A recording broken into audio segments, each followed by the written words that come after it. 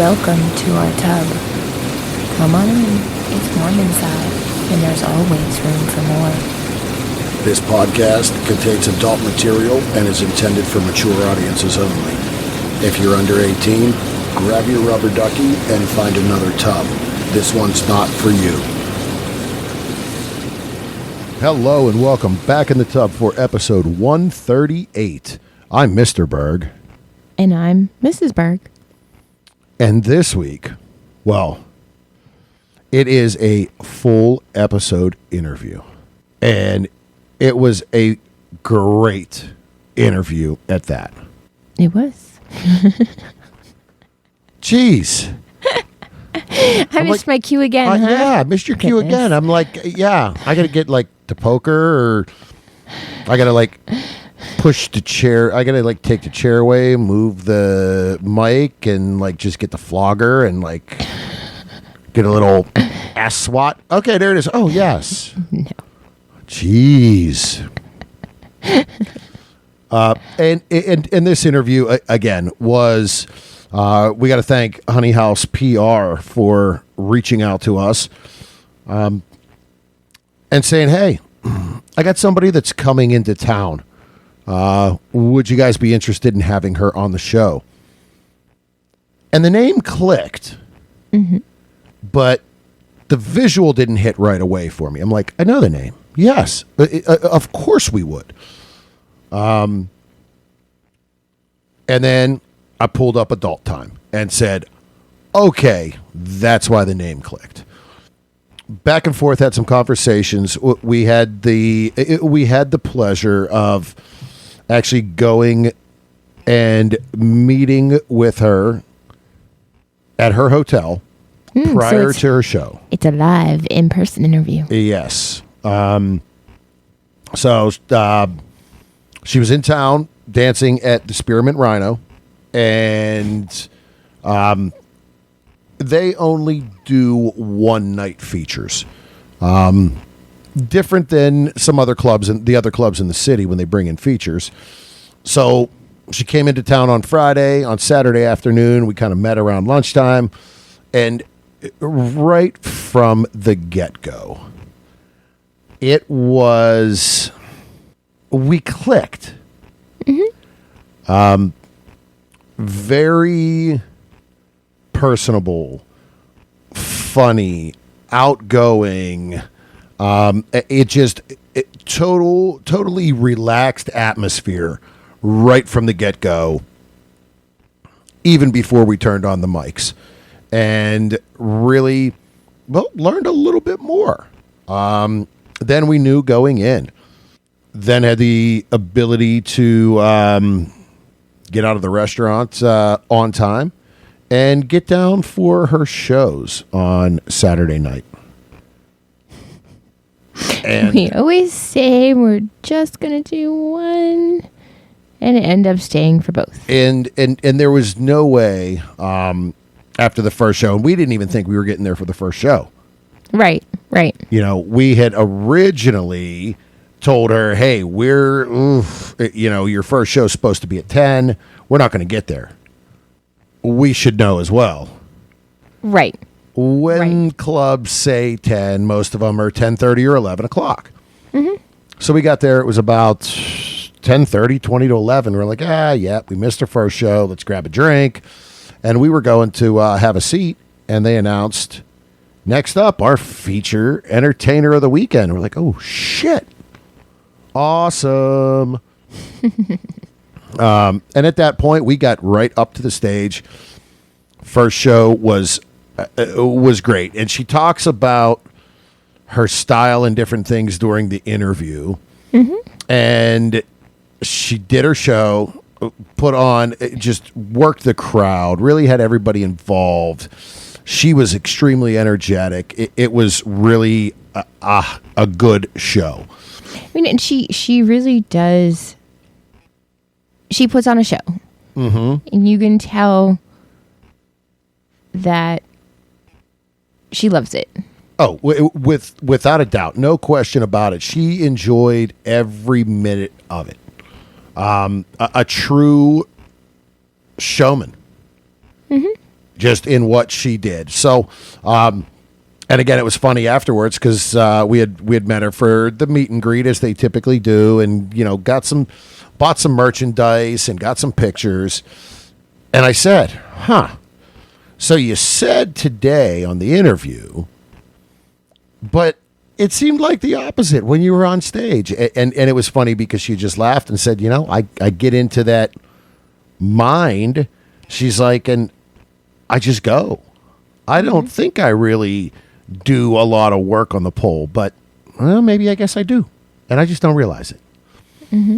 So we then again stayed for her second show, which was just as entertaining, just as high energy, worked the crowd. And again, just phenomenal. Great person, great head on her shoulders. Just all around beautiful person. And again, thank you, Honey House. It was great, really getting the amount of time we had to just sit and talk. And it truly was like, we had known each other before and we were just catching up as we did this interview. So, without further yapping. I was going to say, we still haven't told them who it is. We've been dangling that carrot. Without further ado, sit back, relax, and enjoy our conversation with Alison Rey.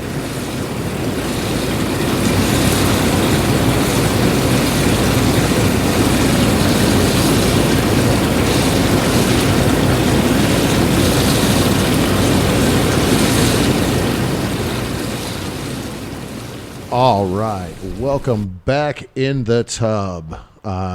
As we had said, we are joined today by a special guest. We want to thank Honey House PR for bringing the next guest into the tub with us today. Beginning her work in the industry in 2014, on screen and tallying numerous AVN and XBiz nominations, she expanded and moved some of her time to behind the camera work.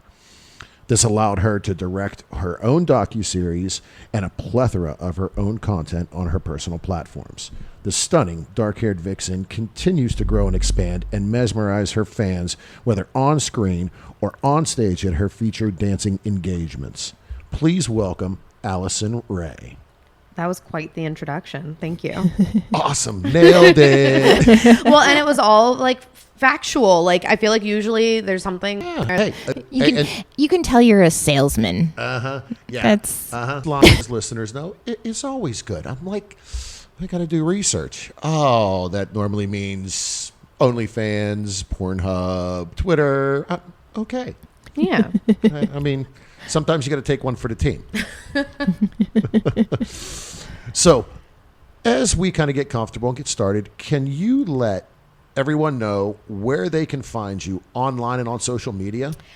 The best place to go is my website. It's got all of the links, AlisonReyFans.com.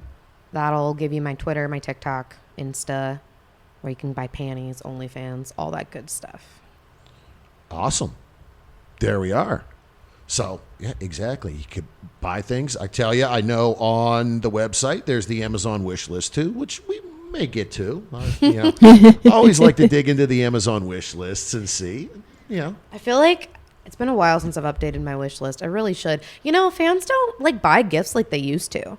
When I started in the industry, I was getting so many presents. I think OnlyFans has kind of killed it because now, before, there wasn't really an avenue for fans to give money to their favorite starlets. It was subscribing to websites because OnlyFans didn't exist yet. Sure. And then when OnlyFans came around, I think the guys are, they're tipping us to talk to us, and which is really, I think, was the point of getting gifts off wish lists, is it would get the girl's attention to then talk to you in the DMs.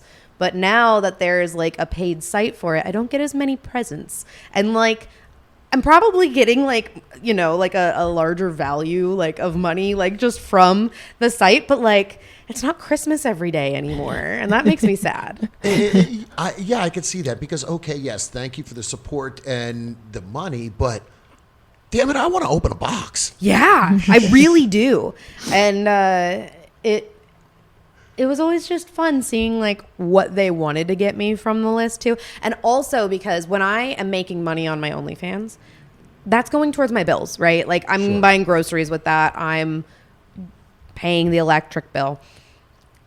But what I put on my wish list are the things that like I want to buy for myself, but I'm like, you know, there's just things that you want to buy for yourself and like, do I really want to spend the money on that? So like when somebody else does it for you, it's just like, I really wanted this and it's nice. But if you just give me like dollars, I'm going to put it in savings. I'm going to put it towards my credit card instead of like treating myself.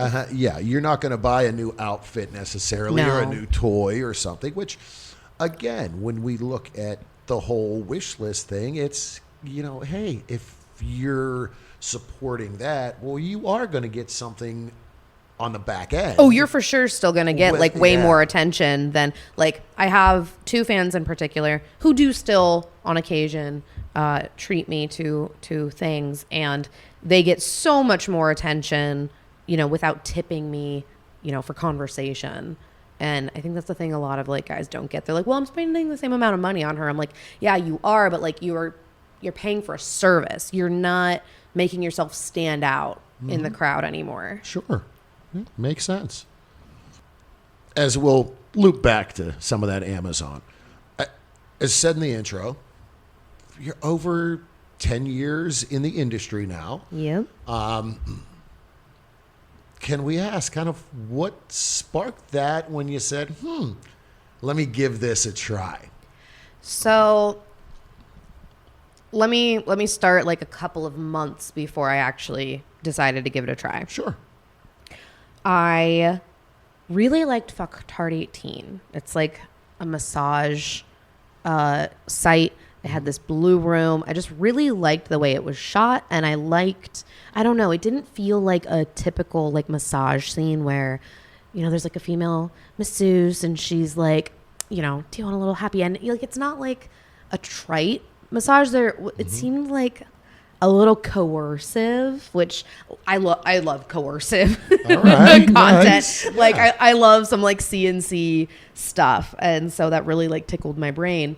And I remember looking at the website and I saw a little, you know, button that said become a model, and I had always assumed that these were just like real girl. I mean, I think a lot of people actually think that when they first start watching, or maybe it's just because I was young. Who knows? But this is like, I suspended disbelief very well back then. And I just thought they were real girls and they would go and get a massage and like they kind of knew what they were getting themselves into, but maybe not. So when it said become a model, I was like, ooh, I want to go get like a free massage and then like see what happens. And so I had drafted my email to them. And of course they ask for, you know, front facing photos, side, back. And as I had drafted the email, I didn't have photos like that. So I was like, I'll get to it later. And then I just kind of left it there. I think I lost my nerve. There were like too many steps. And then I lost my nerve in the middle of doing the steps. And then several months later, my ex and I, we were on a swingers website. We were trying to meet people close to our age because we hadn't done that before. And it's pretty uncommon that you'll see a lot of like 18, 19-year-olds like on swingers websites. It's a lot of married couples. Yeah. And like just for being that young, like I just, you know, like wanted to start slow with some, you know, people that would be familiar. And we met a couple and they were a few years older than us. And as you know, you just get to know people and you're like, what do you do? And she's like, I'll tell you, but don't freak out. And I was like, do you deal drugs? Like what's... Yeah. And she's like, well, I do porn. And I was like, okay, cool. Tell me about it. And she was a student like I was. She told me how she would go out to LA for a week, shoot her butt off, make a bunch of money, come home and focus on her studies for the next 3 weeks. And I was like, that sounds amazing. At the time, I was a nanny and the kids took up a lot of my time and I was taking 21 credits. It was way too much to juggle. Yeah. And I was already like my savings was getting depleted. I was like, how do people live? I don't understand. And I wasn't even like, I didn't even pay my own tuition. Like I had a scholarship and then my parents paid like the rest of it. And that was just like for food and just small luxury. Yeah. You know, I just want to go get a pair of Converse. Like I should be able to afford a pair of Converse if I need some new shoes, you know? And I was like, that sounds great. And especially since I had already kind of considered submitting for a website. Yeah. I was like, oh, tell me about it. She helped me go to a set to kind of, I wanted to see how they were run before like fully going for it. And that was a really unique thing. Nobody gets to do that. I was very blessed to be able to like go onto a set, see how it's run, see how professional it really is. And everything seemed above board, and I was pretty turned on. And I was like, yeah, I want to do it. And so she helped me get an agent, went out to LA, shot my first 5 scenes, and never stopped. Awesome. So, and again, yeah, you already had that thought. It was just that little extra kind of nudge, or finding somebody within the industry that said, yeah, it's easy. Show you some of the ropes. I can right. help you. And that's how most of us get in. Sure. You got to know somebody. That's the funniest thing to me. Doubt, yeah. Yeah, when everyone's like, well, how do I get into porn? I'm like, you got to know somebody. And you're not going to know somebody just by asking porn stars. Like, that's like I'm not going to become your friend and help you get in if you're just like cold calling, DMing me. Will I do a consultation for a fee to tell you exactly what steps you need to take to maybe be able to get in for yourself? Absolutely. Mm-hmm. Do these guys want to pay for a consultation? Absolutely not. No. They want to say, hey, let's hook up and I can be a porn star. I can come to you and we'll make content. 100%. And we've gotten emails and messages on that too. Hey, how'd I get in the industry? And it's funny because not like this. Yeah, it's funny because like we're not in the industry. Yeah, we have an OnlyFans and we've played around with that and we've not focused much. But at the end of the day, it's always the guys too. It's always guys. I'm going, well, no, if you're just looking for a quick lay. Well, and that's the problem. They don't see it as a job. They just think it's like a fun thing that they could do. And that's the other reality too, is most of them can't. They think they can because they're like, oh, I love sex. I love women. I'm like, yeah, but do you love, a 55-year-old man breathing down your neck while he's shooting a POV and you've got to stay hard without even kissing the girl?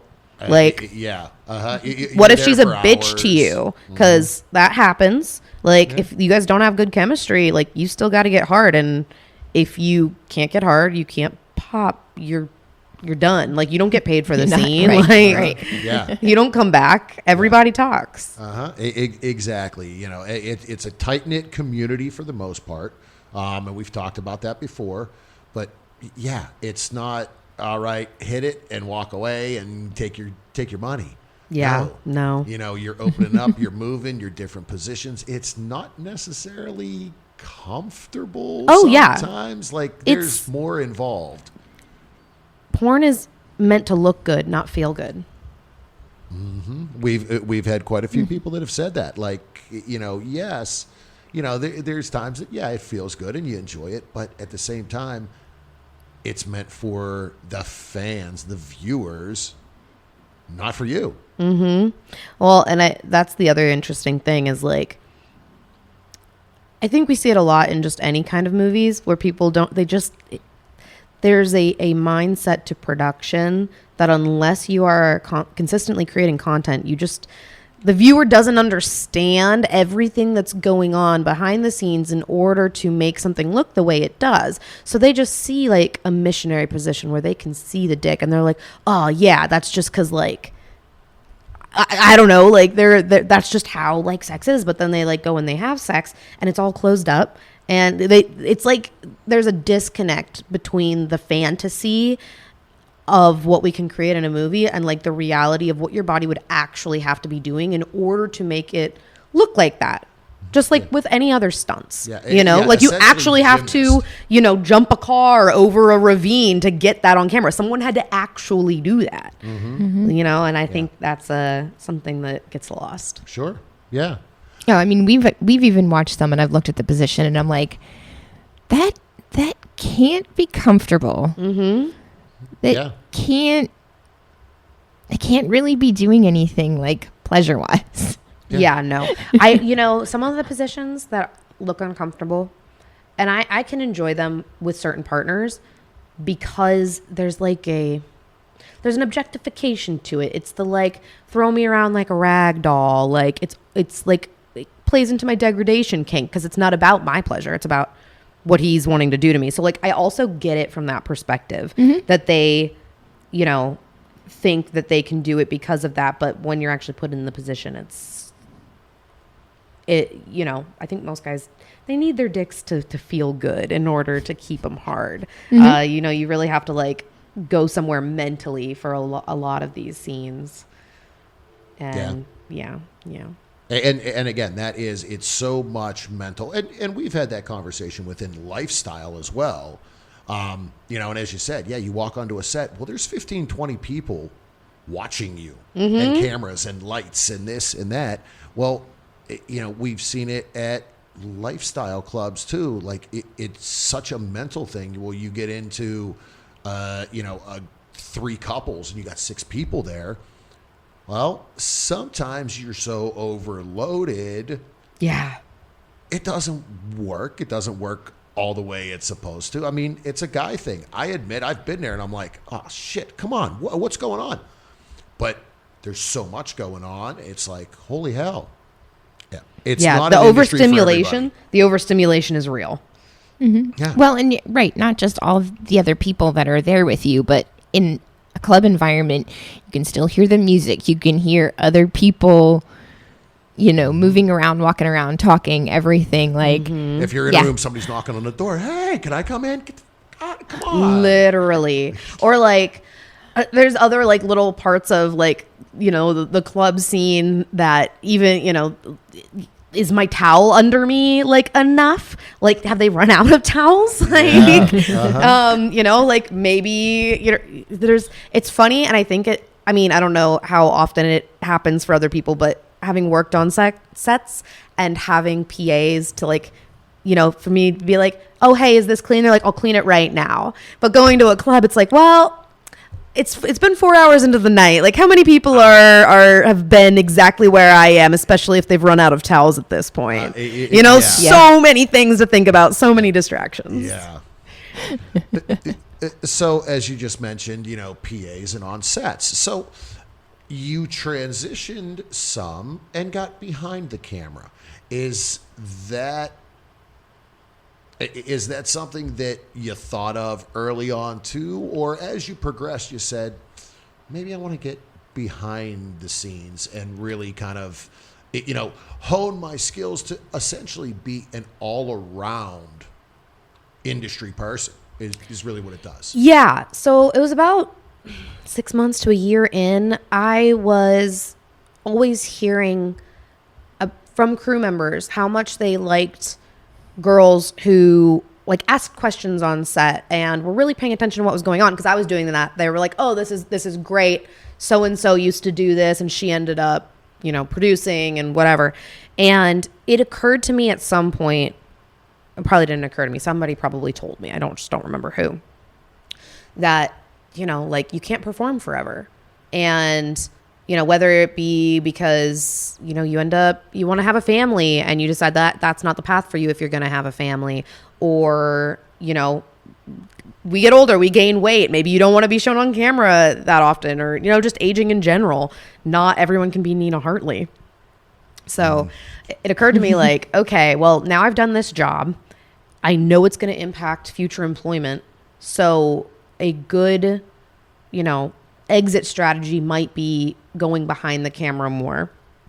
And the only reason I like did a big transition to behind the camera from performing was because there's 2 reasons. One was I started being a regular crew member right after COVID because nobody was shooting. Yeah. So there was not a lot of performing gigs for me at that time. And, you know, I'm living in LA. I got expensive rent. Like, I need to pay bills. And I had a director I was pretty good friends with, and they needed a PA when they started shooting for adult time. And because they got an adult time contract to be one of their like regular producers. Nice. And they needed a PA, and they asked if I wanted to do it. And I was super down. And then I did such a good job that I just became like the regular PA on their crew.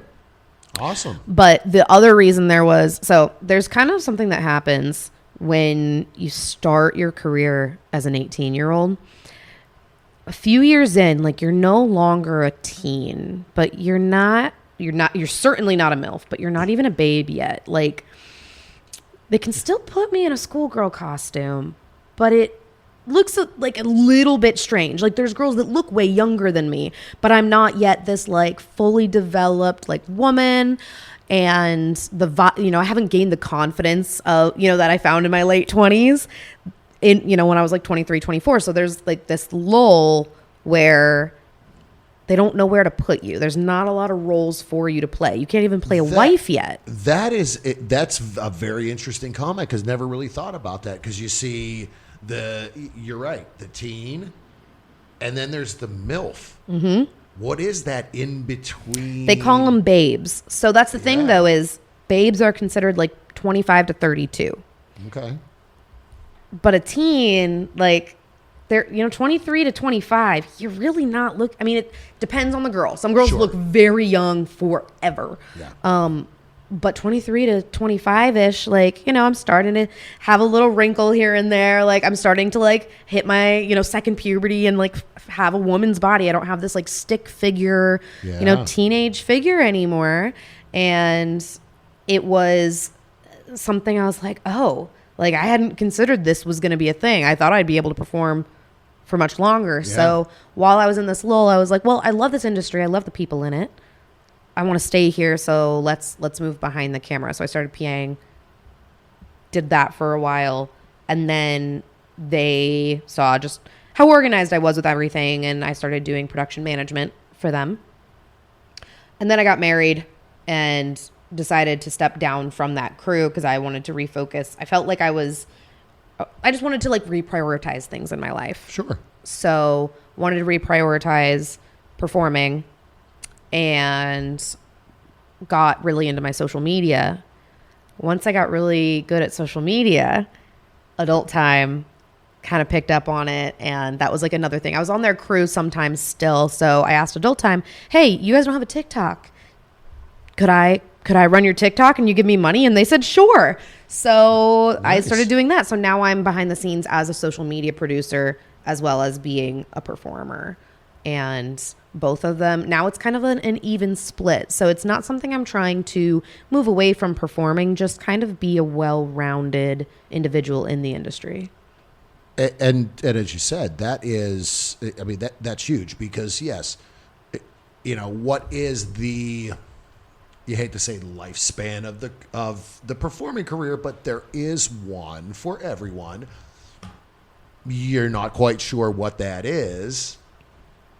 So to be literally involved from all aspects, it makes your future more, all right, here we are. There's a lot more job security. Porn is, well, I was going to say, porn's always going to be made. It's always going to be made. I don't know if it's going to keep being made legally. We'll see what happens in the next couple of years. World, yeah. But yeah, just I knew there would be a lot more longevity for me in this industry if I learned more roles. Awesome. Cool. And you have a different perspective too, being in front of the camera and now behind. You can be more supportive, and you're more aware of what the performers are going through. Yes. Yeah, it is. It can be really frustrating working on sets where the director has never been a performer. Like, you can feel it. They'll request things, or they'll expect things, or they'll be like trying to rush a performer through their sex prep. I'm like, could you just 10 minutes, like giving them like 10 minutes to themselves is not going to kill the day. It's just not. There's a definite difference between crew members who have been performers, because you can sympathize with what the performers need. There's a lot more forethought into how we can take care of them. Mm-hmm. And then vice versa, when I'm performing, well, it's been a little bit of a problem lately. When I'm performing, it's kind of hard to turn my PA brain off. So I'm like on the couch, and instead of being engaged with my co-star and like creating chemistry, my brain is now, because I had the opposite problem when I started PAing. Was I wasn't listening to the crew for what they needed because I was so used to being a performer. So I was like paying attention to the performers and like chit chatting with them. And so then I switched my brain to listening to the crew. But now when I'm a performer, I'm still I'm a little more split. So I'm listening to the crew, hearing like, oh, they need to fix some kind of problem. And I was always good at the problem solving things. Like, they wanted the other day I was on set doing socials and they wanted to get a shot of Jane Wilde on the floor, like doing snow angels bored in her house. And Jane asked if it was clean.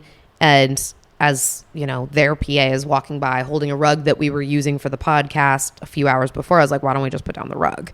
And it's funny how they don't think about things like that. They'll just put a performer like on a house floor that might be dirty. And the performer has to advocate for themselves. Like, could you please clean it? Like, I'm going to have sex later. I would like my body to be clean for that. But then, you can notice things like that. Like, oh, put them on a comfy rug that, it's not going to change your shot much. Yeah. No. And then I can help the crew kind of do that when I'm performing. So like, I'll just be problem solving while trying to stay like in the mood and in character. And it's been a really interesting dichotomy.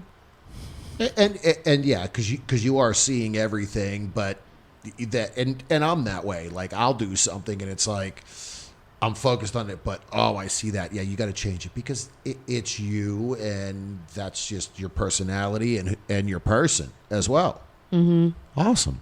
Yeah, I'm very detail oriented, which I think is why so many crews have put me on as a production assistant, and certainly why Adult Time has me doing their socials now, because there's just a lot of things that happen on set that if you're not like at the ready and like trying to get little details, it's hard to make social content that's compelling, because it's kind of the same thing every day, except it's not, because it's production and it's always a little bit different. Yeah. But you got to be very aware of everything that's happening on set in order to get those moments. Yeah. Nice. All of this. So you got that. You have your stuff. You're filming. Now you're doing your feature dancing. We always do like to talk. What is mental health look like for you? Oh man, that was not where I thought you were going with that question. I was getting really excited to talk about my feature dancing. So we'll circle back to that later. Mental health. We will. Mental health, mental wellness, self-care. Yeah. Admittedly, I would like to be better at it. Not alone. Yeah, Not alone. I'd say a lot of people are like that. I mean, I see my therapist once a week. I was seeing him twice a week for like the past year and a half, but we just went down to once a week. So that's like the biggest way that I take care of my mental health. I am on SSRIs, which can make work a little bit harder. But that's part of a big part of my mental health. I think it helped a lot. There were a lot of years in my early career where I had some like severe depression and anxiety that it was like I was aware of it, but I really did not understand that it could get better. I was just like really stuck in that. And when I started seeing my therapist and got on medication, like everything started getting better. And I was like, wow, like this is self-care too. Sure. I feel like I was not taught how to take care of myself growing up. And so it's been a lot of figuring that out as an adult and then doing it while being in a highly stigmatized industry has been a real challenge, because you're constantly faced with ridicule from all sides, whether it be from, fans online, I call them fans. They're not really fans, just people online, Sure. The haters. There's always going to be haters. Yeah. And, they make you feel a little subhuman sometimes. And then I've got family members who, I wasn't disowned. I'm very lucky in that respect. Not all performers are that lucky, but, like with my dad, it's just never discussed. It's like he pretends it's not happening. Yeah. And that has put a real damper on our relationship. And that does impact my mental health, because I would like to have a relationship with my dad. I would like to have, a father that is like supportive of me no matter what. Sure. But I don't have that. And so that can weigh on you. And then even with like friends that aren't in the industry, they'll kind of talk about their jobs and how stressed out they are from their work. And then if I talk about my stress or, you know, just what's going on for me where I might be overwhelmed, there always seems to be a little bit of a, oh, well, you know, how hard could your job be? Or they just don't take it seriously because they don't Sure. understand, like, it's not about going to set, doing my thing there. It's about the fact that I'm my own bookkeeper. I have to do all my schedules. I'm doing my own PR. I'm doing marketing for myself. Like, I am my own personal assistant. Like, I'm doing all of the emails, like juggling everything because what we are is entrepreneurs. Well, and that's what I was just going to say. You are you are a business owner. Your name, that is your business. And so you're doing everything, essentially running a business by yourself. Right. And people really don't get that. So the way that this job can like weigh on your mental health is just like a lack of support from your community. And I really I think the industry has done a really good job in recent years of creating intra-industry support groups. Sure. And like Pineapple Support is a great, I don't have a therapist through there, but I have a lot of friends who have utilized their services, and, you know, we're really grateful for them, and like the Cupcake Girls. Yeah, we know a lot of people that have gone through Pineapple. We've kind of met some of them at just a great organization for that support. Yeah. They're wonderful, and it's at, you know, affordable rates. Speaking of affordable rates and just like healthcare, you know, you're running your own business, like you don't have somebody that you're getting benefits from, like a salaried job.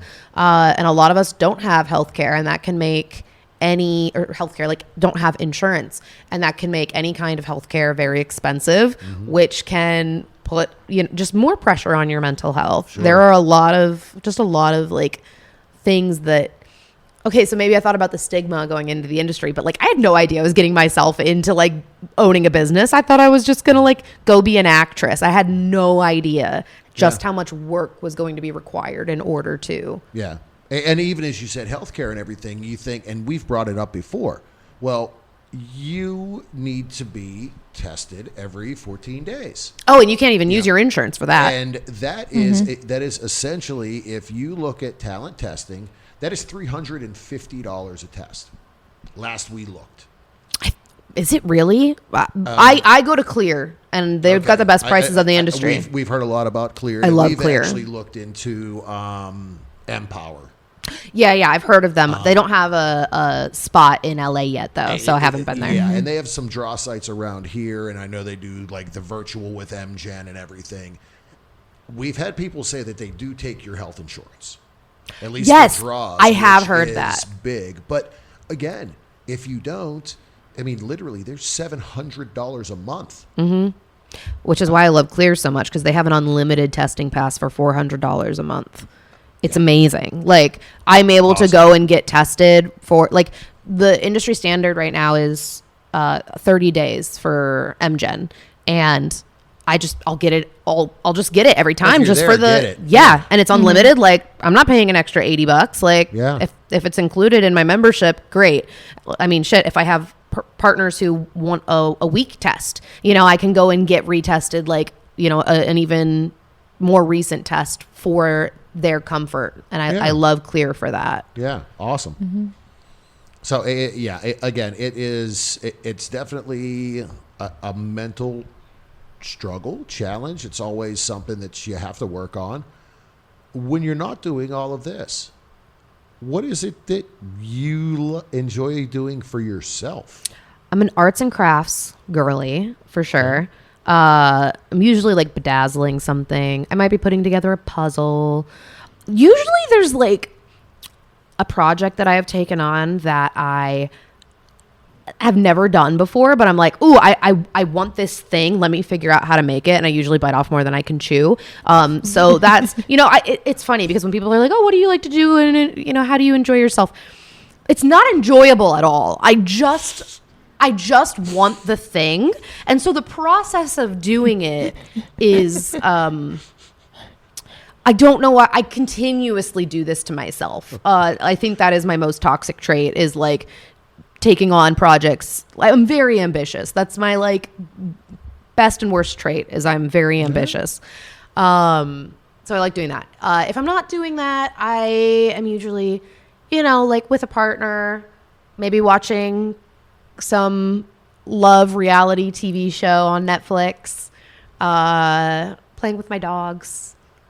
But for the most part, like, I'm usually working. I wear a lot of hats. I have to really force myself to take time to do the things that are just enjoyable and aren't for work. Because that's the other thing with mental health with this job, is every minute I'm not working, I'm losing money. You're not alone. We've had people say that. If I'm not on social media, if I'm not doing this, if I'm not thinking about content, if I'm not writing and, thinking about what is the next thing I'm going to do, if I'm not reaching out for collabs, if it is a constant hustle. It's a hamster wheel. Yeah. It can be exhausting. That's for sure. Mm-hmm. So finding time to do anything that's just for me is hard. And then that's the thing too. Then I'll be like, okay, I want to go on vacation. And then I get to the vacation and I'm like, well, but look at all the cute outfits I brought and all the like cute scenery. We should take some pictures for social media. So then I'm still thinking about content even when I'm trying to take the time off. Yeah. And then if I allow myself, like, no, you don't have to work. Like, you don't have to take, but I still end up kind of wanting to take the pictures. And then I get back from the vacation, I'm like, fuck, why didn't I take more pictures? So it's a really hard balancing act. Like, it's a vicious cycle. Being a content creator is a 24/7 job. Yeah. And that's right. And we've talked about that because we've had people, as I said earlier, we put some stuff out on OnlyFans and we're like, yeah, we're going to do this. And then we're so busy. It's like, well, we need to either take the time and focus on it, or it's just not, okay, fine, we'll throw something up every so often. Yeah. But that doesn't do anything, from your standpoint, it has to be regular. And as constant. We are on your OnlyFans, I think you say right there's at least 2 that you post weekly on OnlyFans. I just bumped it up to 3. Yeah. 3 times a week on OnlyFans. Mondays, I generally do a solo, Masturbation Mondays. Wednesday is the new day. I just started releasing a new thing. So it's not necessarily anything that requires a lot of sexual energy from me, but actually fulfills fetishes. And I don't necessarily have to wear makeup for. So I might just put lotion on myself and just film myself doing that. Something that's a little bit more just low effort for me, but allows me another opportunity to make sales. Sure. And then I do a thing called First Time Fridays where it's basically documenting, and it's shot very amateur instead of, with a cameraman and all professional looking, where I am having sex with somebody for the first time or experiencing some new sexual act for the first time, or a combination of the two. Maybe it's me and somebody else's first time doing something together. So those are my First Time Fridays, which I really enjoy, actually. They've made making content for my OnlyFans a lot more enjoyable because I'm not trying to produce something. I'm just having fun and having sexual experiences and documenting them for people to watch. That's awesome. Hey, keep expanding your horizons and, and with new people and whatever. So I did notice on your OnlyFans, and this goes back to lifestyle, there are some clips in there where it is a word that we've used a lot, the consent talks. Oh, yes. So is that, as you stated, early on, you kind of dabbled within the lifestyle. Mm-hmm. So does that come from there? But as well, it is part of the industry. Well, it's funny. Like so the couple that we met that we wanted to swing with, we never met. Like, it was just texting, and she sent me off to LA, and I think she and her man broke up or something. So I had never actually got like the experience of swinging like before getting into porn, which I had intended to. It just didn't happen. Yeah. And it wasn't until it's funny, I've been in porn for so long, and I guess like people in the lifestyle would probably consider it swinging just because like it's been like me and my partner, and then we have some like friends, and it's after an industry party, and we might all just like bang, but like it just feels different because they're like coworkers. I don't know. It's different. It wasn't until actually now he's not my most recent partner, but a recent partner where I actually started going to clubs and like really getting more into the lifestyle and like making a bigger point to go on dates with couples and, get to know more people. So the consent chat. So no, it didn't come from the lifestyle because I wasn't in the lifestyle first. It really came from working with Adult Time so much. And it's just kind of a necessity for these First Time Fridays because a lot, like the majority of those clips are me, being with somebody new for the first time. And so we don't know each other. We don't know each other's bodies. Like, we don't know what the other person likes. Mm-hmm. And I want to have all of that information so that we can have the best possible first time together. And it's way better to talk about it beforehand rather than like having an awkward, like, ooh, is this okay? Like on camera. Mid-stroke. Oh, hey. No, okay. Yeah. And of course, like, we'll still like continue communication throughout the scene or, the sex or whatever, whether or not it's being filmed. But just having a conversation beforehand can be a really helpful roadmap. So you're not guessing. Yes. And again, that is something that we've always talked about within the lifestyle that, all right, what are boundaries? What's a yes? What is a big yes? What is going to get you to that next level? And so to see that, and as you said, with Adult Time, I mean, we've actually had, there's some series that they've done at Adult Time. They really discuss the consent and the different kind of situations. And we've talked about some of those, during the show. Just because it all plays into, and it doesn't even have to play into lifestyle or the industry. It could be, in this day and age, a random hookup from Tinder or something. That is, all of that conversation is so important. I'm sure it could help, knowing all that stuff before you go into it could help ease the nerves of being with someone new. Oh, 100%, 100%.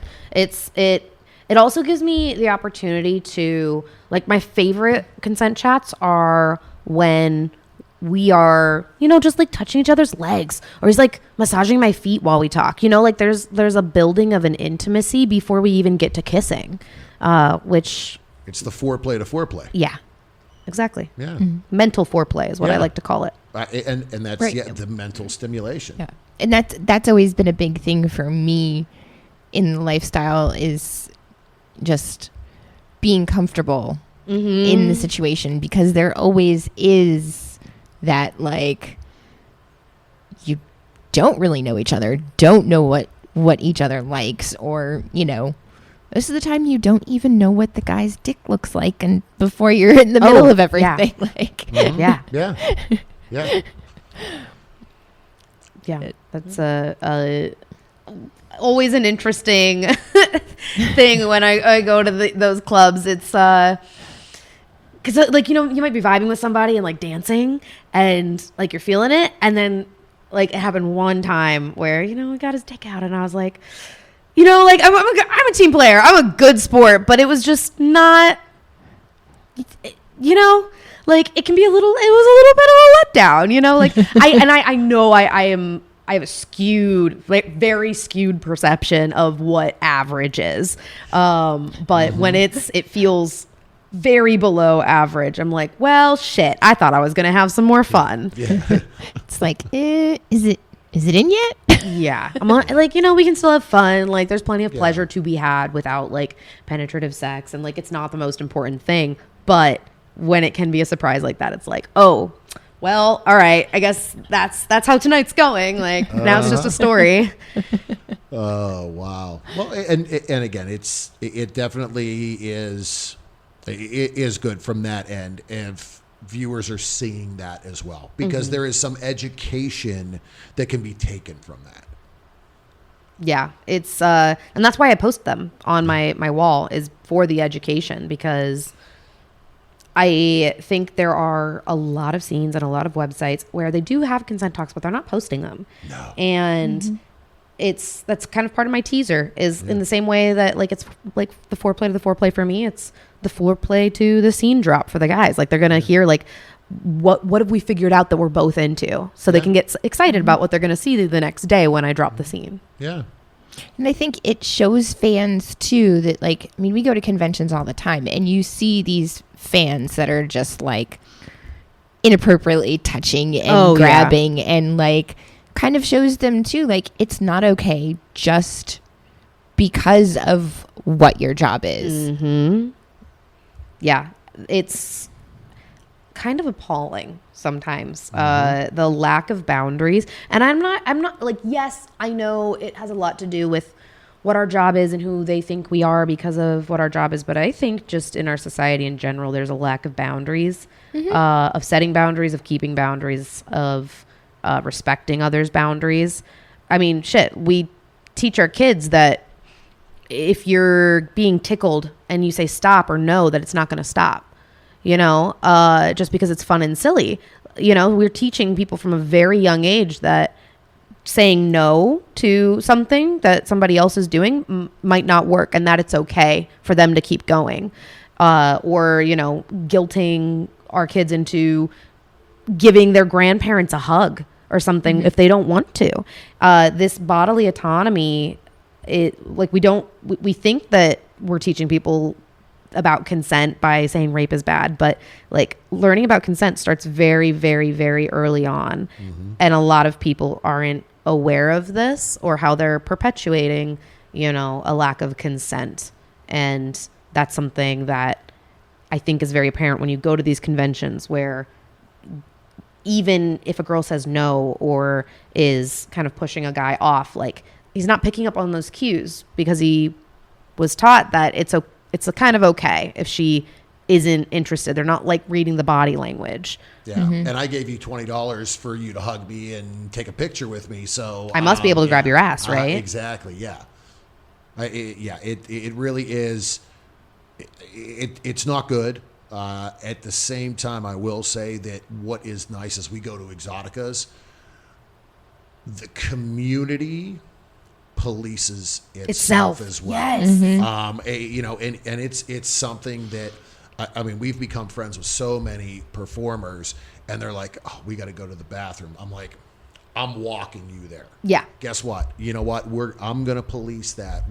Everybody is looking out for each other, for the most part. So that is what is really unique as well about the community. Oh, the community is wonderful. Everybody, like, that's everybody. I've always said, like, there are so many more like smart and talented and professional people in this industry than anyone outside the industry could ever understand or imagine.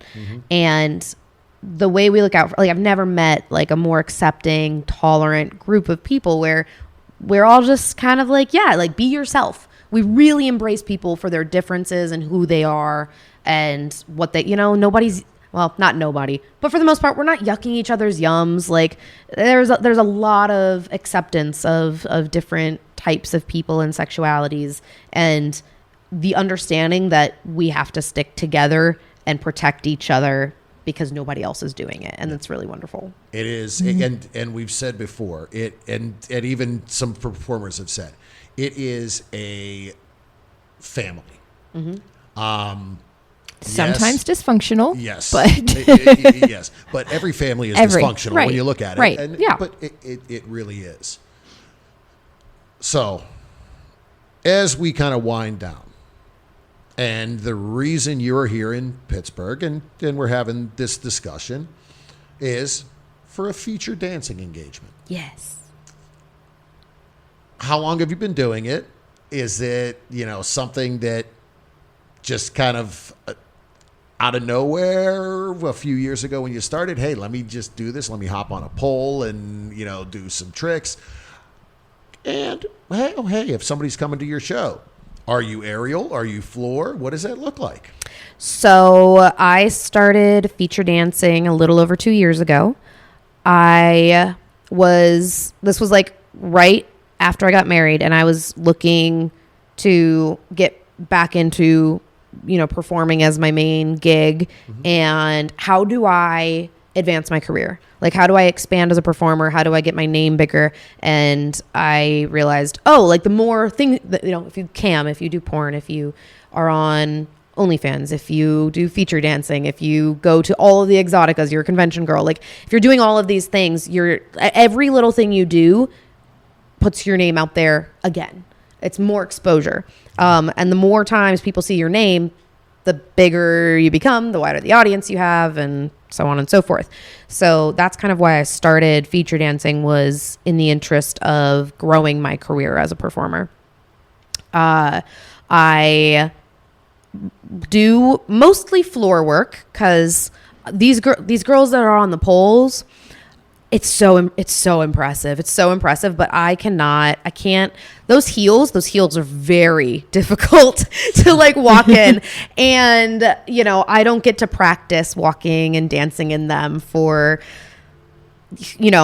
4 to 8 hours a day, 3 to 5 days a week, like these girls do. So, like when I'm wearing heels, I'm wearing them for about 20 minutes for pictures, and then they get taken off, or I'm laying on a bed and then they're just in the air, so I don't have to practice walking around in them and like keeping my balance. So I do a little bit of pole work. I have a pole at my home, and I've taken some classes, and there are a few tricks that I like to do so that I'm utilizing it while I'm on stage. And I did take an aerial class recently, but I don't know enough to do it yet. Okay. But maybe one day, we'll see.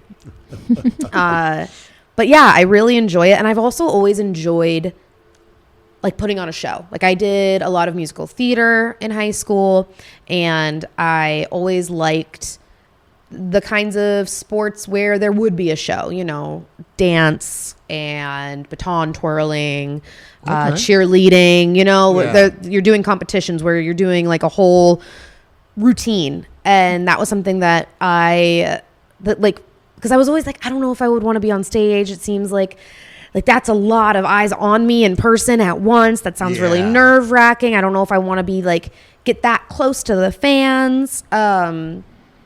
But when I realized, I get to put together a production, like I can put on my own show and make my costumes fit my music and have little like gags that I do for each costume.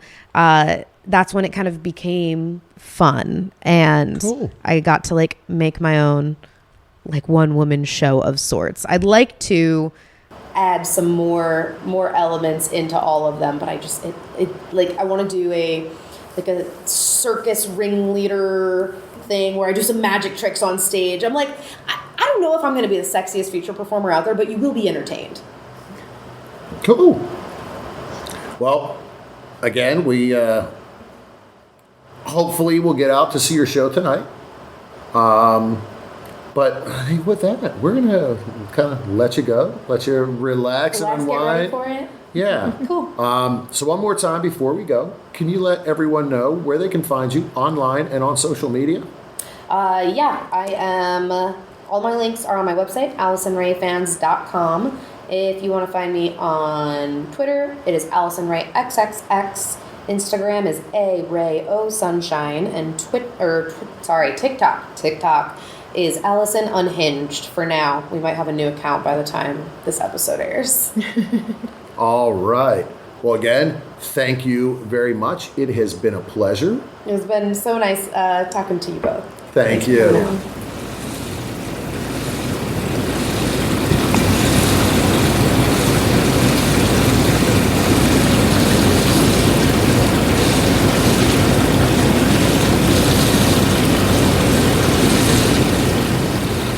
All right.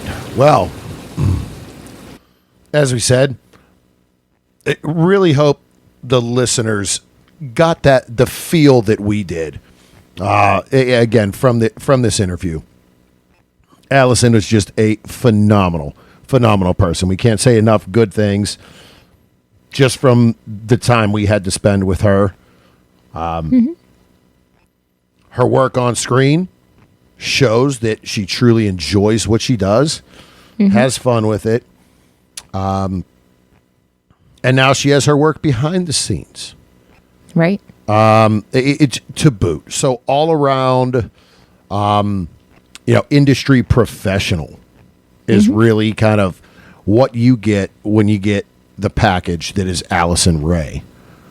We wish her nothing but the best. Look forward to catching up with her again sometime in the future. Would love to cross paths at one of the conventions or something, just because she was so much fun. And just down to earth. Great.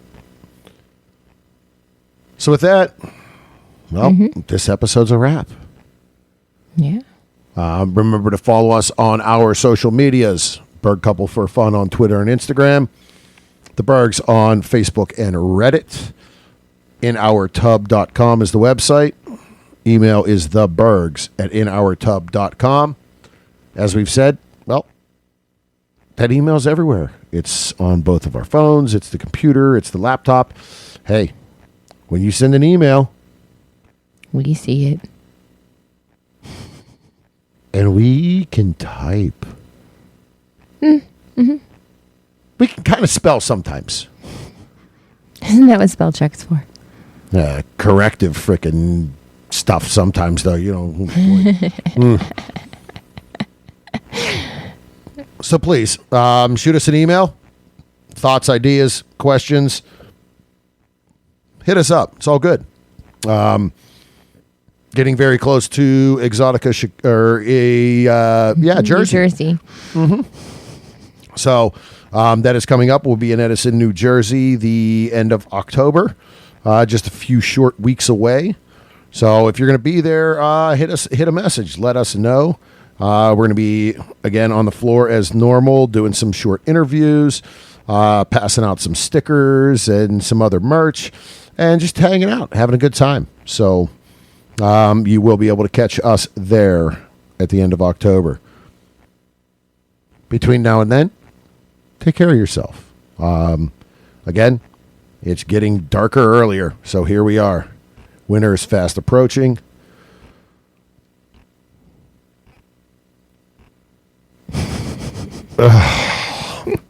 Dead space. Now you forgot your line. Yeah, I blanked. Please remember to support, pay for your porn and support Alison. All of the performers that have been on the show, the content creators, everyone at Exotica. Check out Amazon Wishlist. I mean, you heard it. We talked about it. Opening shit's fun. Remember to wrap it before you tap it. Lick it before you stick it. And until next time, We'll keep the lights on and the tub warm for you. Mrs. got her cue that time. Bonus.